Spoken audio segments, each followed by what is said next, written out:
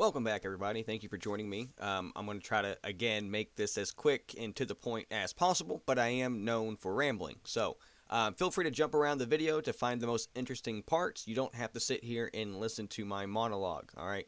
I was hesitant to even make this video because I understand the way, like, I can make a whole video about this, but from what my understanding, there is a philosophy to this game, an underlying message that I think is super interesting. At least I'm taking an underlying message from this game, and I think it's a very important one. But my theory is that that bleeds into why the devs make the decisions that they make, at least some of them. And I don't necessarily agree with the extent that these decisions are made. I do understand what my theoretical energy and suspicion of intent is behind those decisions.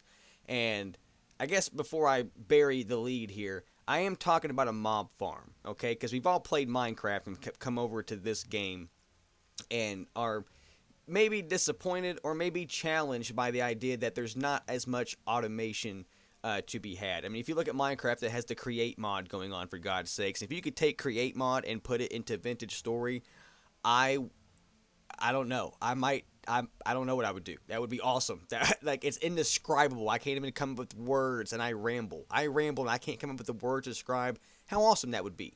However, there's not even redstone in vintage story or an equivalent game mechanic. We have mechanical power, but that's not the same thing as what we're talking about. So the pursuit of automated farms and mob farms and AFK mechanisms, stuff like that, is kind of antithetical to the point of the game. And again, I can make a whole video discussing that in more detail. I think it's really neat.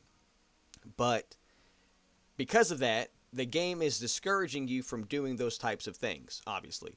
So the struggle has been like you have to go down underground where your stability falls and then find lava and set up a water chute and all this other stuff to like make a mob farm. And I don't think there's any real way, sans mods, to actually get a fully automatic mob farm. But there is a way in survival mode to have an easier time during temporal storms. And I guess if you're just having heavy rift activity, you could also set something up like this. But my wife and I have found it to be super useful, and as far as I can tell, I cannot see where anybody else has shown this off. I've seen 1,000 other different attempts at mob farms, some with mods, some without.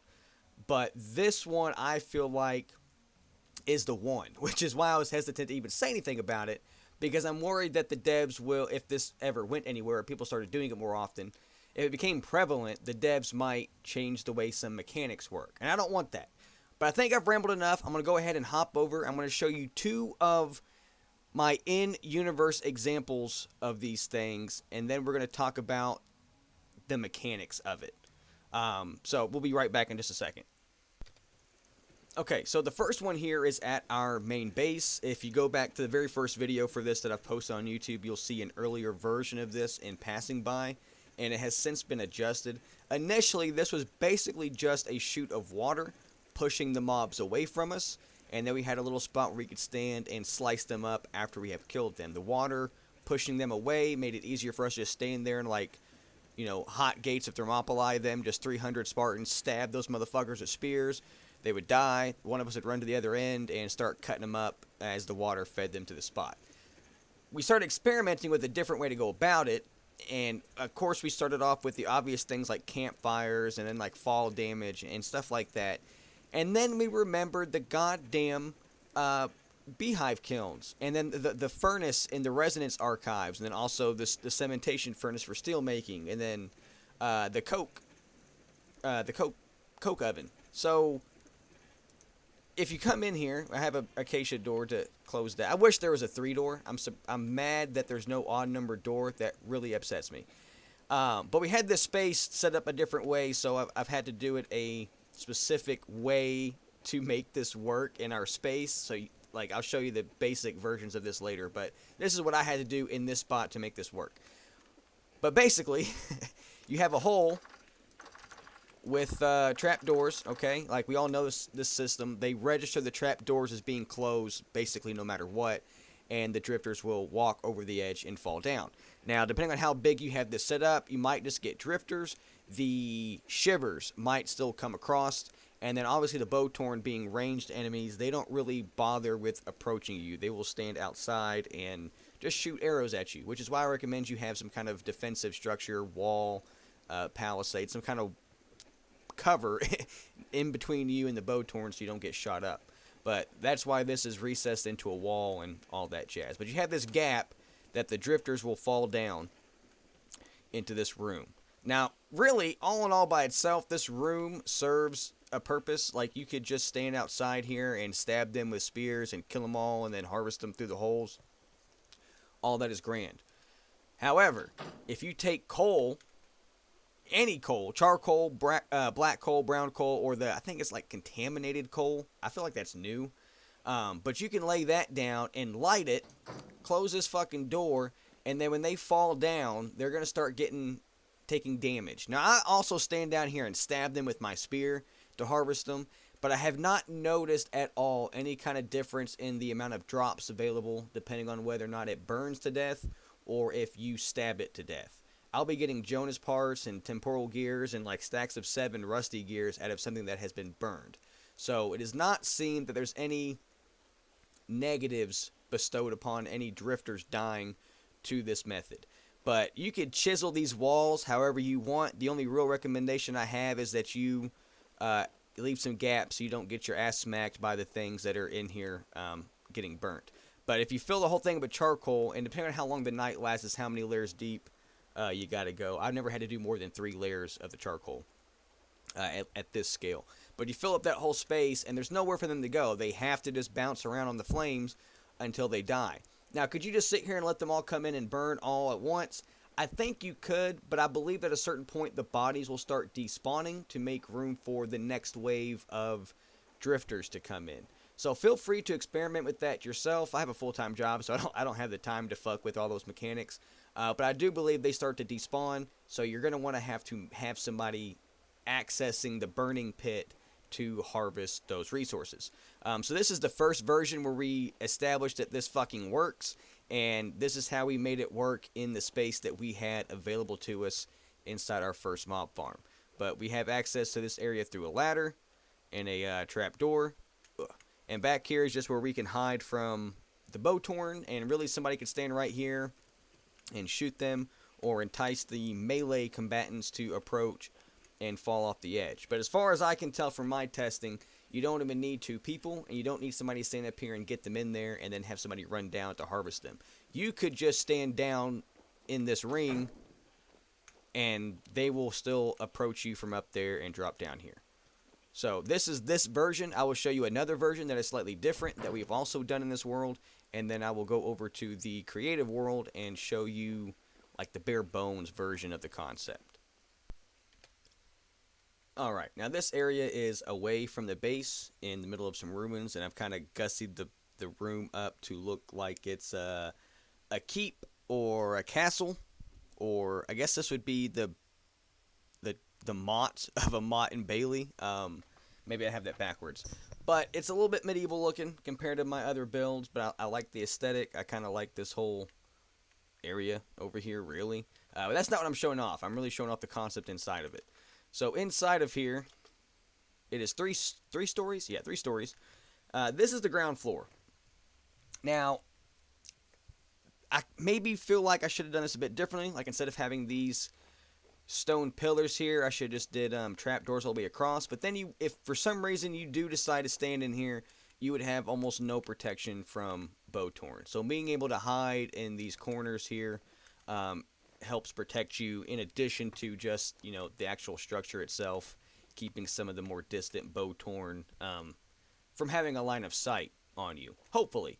But in here, this one requires a lot of chiseling.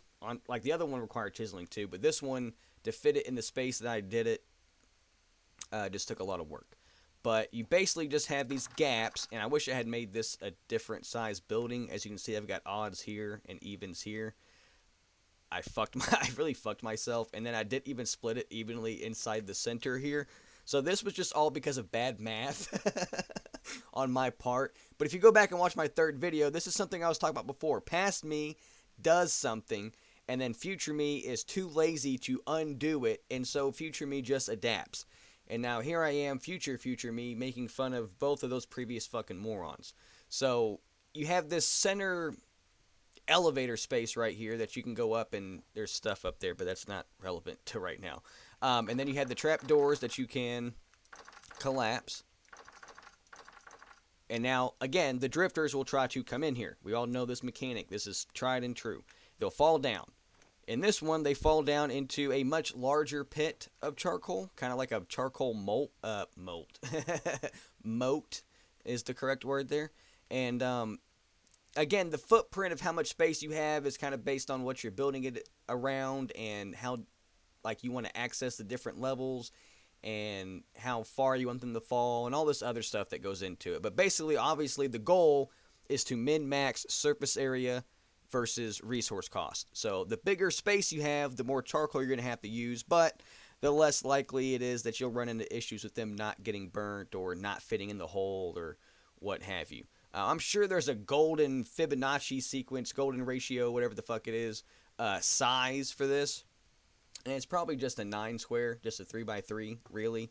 But we'll get more into that later. But you have this ring of charcoal that they fall down, and then if you have lit that, they'll burn. We know that system. I've talked about it. But this one is difficult because how do you get down there to, A, fight them if you want to just stab them instead of letting them burn all the way to speed up the process, or B, the most important part of this, harvest their resources? Well, I have chiseled this very, very, very, very tight space for you to basically just drop down into like a kill box.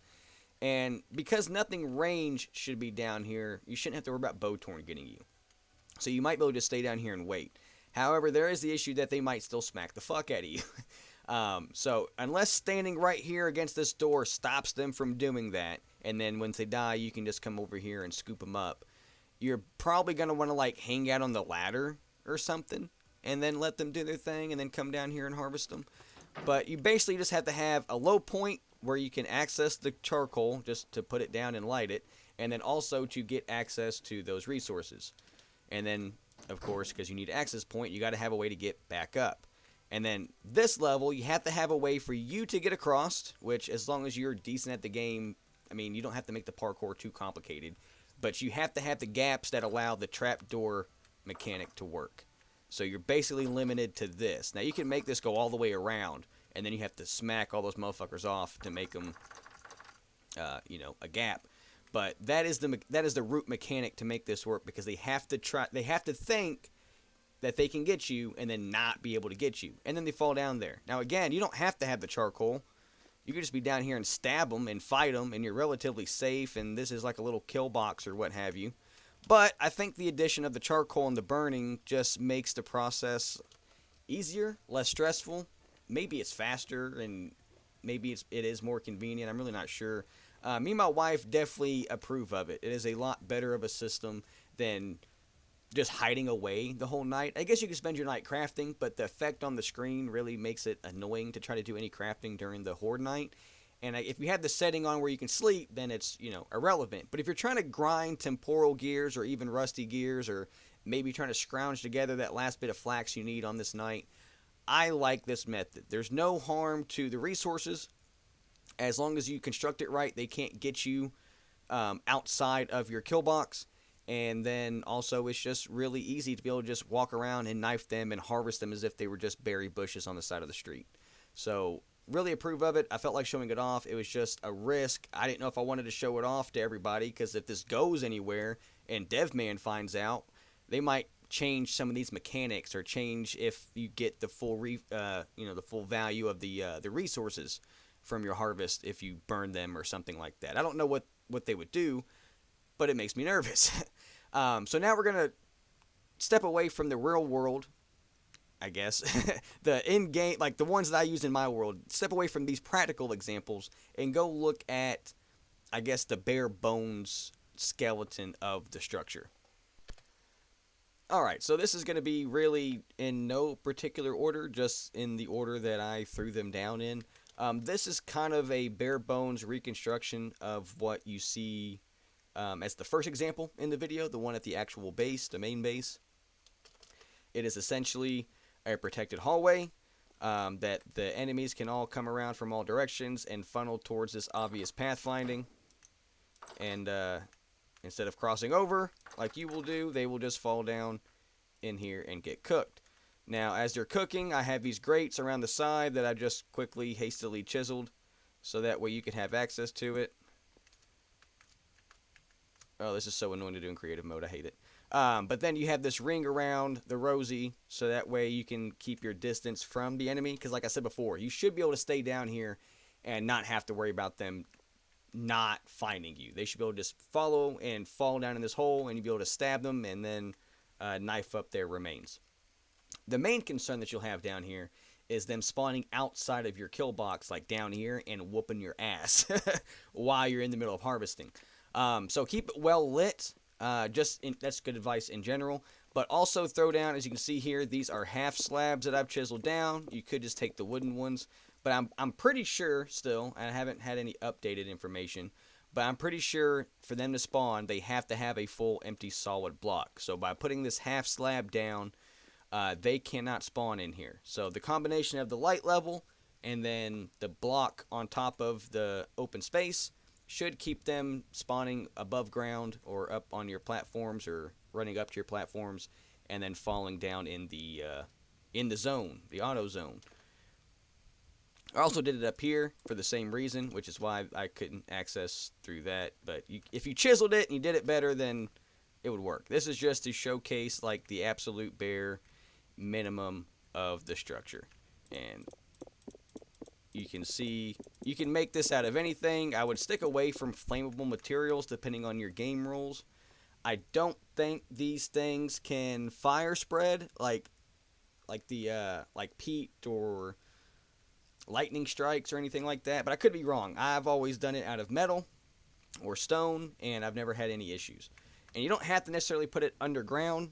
I feel like that's just easier than building up, because if you build up, you're going to have some kind of platform or staircase. That way, wherever they spawn, they will ultimately come up here and fall to their death, like lemmings.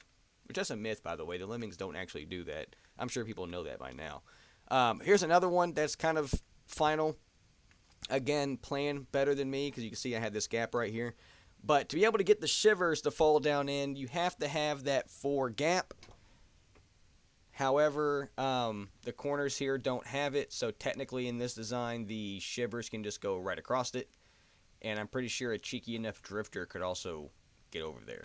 And then plus, standing on a platform like this, you're not really protected from bow torn. If you made this elevated, like up here, and then like broke the ladder, they would probably still find their way down, and then you can sit up here and chill. The problem with having an elevated platform like this and being unable to access the charcoal is that harvesting them is going to be a bitch, because like I said, a lot of them will despawn, and you might miss out on really good loot. The more you can kill, the more you can harvest, the more that will spawn, the more you can kill, the more that you'll be able to harvest. So it's a numbers game. If you have more than just yourself, you've got a squad or at least a partner, then someone can be down here stabbing them and harvesting them while the other one is up there, like I guess being the target. But again, I think if you get down here, they should still be able to find you. I just don't know how you would build this setup and have access to both levels. Of course, you have to build some kind of structure around it and facilitate the pathway and protect you from getting shot, and also to funnel the enemies into Mordor here. So to make sure the drifters properly get Anakin'd, I recommend that you build a permanent structure dedicated for that purpose, and then you spend your Horde night, your Temporal Storm evening inside a bunker. Now let's say you're out running about and it happens. Well, in the new ruins, you can for sure find, I believe it's called contaminated charcoal, or maybe it's just contaminated coal.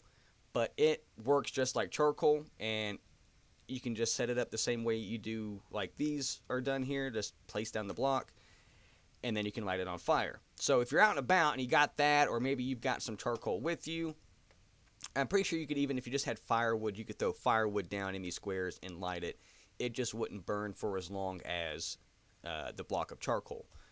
So you'll have options available to you to use the fire burning block mechanic, whatever you would call that. I don't have a term for it. But then your issue would just be platforming. So if you're out and about, you got dirt, and you have some kind of firewood or charcoal or coal of some sort, you can do this. Now, how intricate you make it is really up to how protected you want to be and how much access you want to have to the stuff. Because, I mean, if you're good at parkour, you can make this differently, but you just have to have a way for you to get up here and that the enemy cannot. And then you can have these blocks here to protect you from bow torn. And anything that does try to pathfind to you to get to you will hopefully get right here and get burnt up. Now, the problem with that is you don't have access to the charcoal to get them. You could technically break this block, break that block, and then hop down here, and you'll have access to it, but then they'll be able to beat the fuck out of you. So, out and about, it's probably best to spend Horde Night up there and then collect whatever's left over in the morning. This one is a little bit different, obviously. But it has like a bigger footprint, so it's going to take more charcoal to get you there. But once you have done it, you just hollow this stuff out, break the blocks down here, and then because drifters are 1 block or 1.8 or something blocks tall, they can't get in here. I think they can still smack you, but you should be able to just cut them up and slice them and dice them and all that shit, Gordon Ramsay style, once they've burnt up. It's just like, you're not as safe as you could be. If you've got some trap doors or some fence posts, you might be able to work something out here. But I just bare bonesed it with the dirt just to show that, you could do this out in a survival situation if you needed to. And then, again, something like this, you just manage to hop up here, get yourself a little bucket, and then you just sit here throughout the night, smoke a cigarette, whatever you want, scroll through Facebook. But that's that. That's really all I got to cover. I don't even know if this section is like necessary because covering the actual 2 in-game I felt was sufficient. But I did want to show the dirt versions just because it is something you could do out and about. And also I felt like this just looked cleaner than what I was showing in the beginning of the video. I do hate this. I don't like the appeal of this is kind of what's going on in the second one I showed you, where they can come from all directions to fall down in the hole, versus this one that requires them to funnel. Because sometimes the pathfinding on the drifters is stupid and they'll be like butting up against this wall instead of obviously going around here and falling to their death like an intelligent individual. So because of that, the appeal here is that they can come from any direction and still fall. How you can set that up without getting smacked or shot by bow torn while still having access to both levels is really just going to be a case-by-case basis. I'd love to have a solid replicable blueprint here for you, but it really is just going to depend on A, your resources, B, your location, and C, how much time and effort you're willing to spend on things like chiseling to make certain spaces work in your favor. But I did want to show this off. Again, I was hesitant to show it off, but I think people might find this neat or interesting, and maybe it'll inspire other people to consider different mechanics for the purposes of not just mob farms, but automating, for lack of a better word, other aspects of the game that so far it does not seem like it wants you to automate. That's always an interesting thing for me, is finding loopholes or gaps or workarounds in quote-unquote hard set rules. So the fact that this is not quite a sandbox like Minecraft claims itself to be, but you can still do stuff like this, is cool. And I feel like this is a tiny little victory for me. And I wanted to share it with you guys. So again, sorry for the rambling. I've tried to keep it coherent and to the point, but man's nature and all that. Thank you guys for tuning in. I appreciate any and all feedback. If there's anything you want me to talk more in depth about, or anything from this video that you don't quite understand, let me know, and I'll be happy to explain or go over it in more detail. If you happen to find yourself looking at my other videos, thank you. I hope you like what you see. If there's anything in the background of those that you want me to make a video on specifically, or if you have a specific build that you want me to throw together, let me know. I'm all ears. I love feedback. I love cooperation. I love interaction. And I just love having this little community that I got going here. You guys are really dope, really awesome, and doing this stuff is really dope and really awesome. I'm sure this video is long enough, so until next time, I think this has been another successful Midwestern goodbye. Thank you, and have a great day.